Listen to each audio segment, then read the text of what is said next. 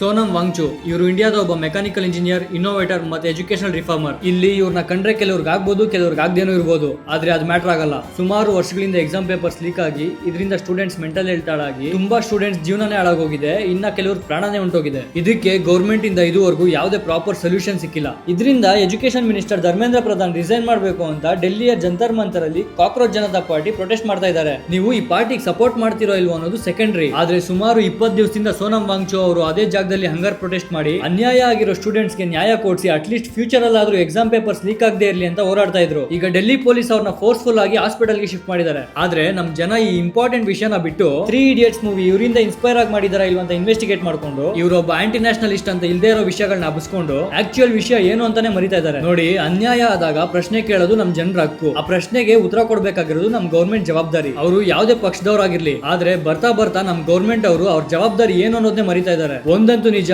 ಎಲ್ಲಿವರೆಗೂ ನಮ್ ಜನ ಅಧಿಕಾರಿಗಳು ಮಾಡೋ ತಪ್ಪನ್ನ ತಪ್ಪು ಅಂತ ಪ್ರಶ್ನೆ ಮಾಡೋದಿಲ್ವೋ ಅಲ್ಲಿವರೆಗೂ ಅವ್ರು ನಮ್ನ ಬುಗ್ರಿ ಆಡಿಸ್ದಂಗ್ ಆಡಿಸ್ತಾ ಇರ್ತಾರೆ. ನಾವು ಆಡ್ತಾ ಇರ್ಬೇಕಷ್ಟೇ. ದೇಶದ ಕತೆ ಇಷ್ಟೇ ಕಣಮ್ಮ, ಇಲ್ಲಿ ಚಿಂತೆ ಮಾಡಿ ಲಾಭ ಇಲ್ಲಮ್ಮ.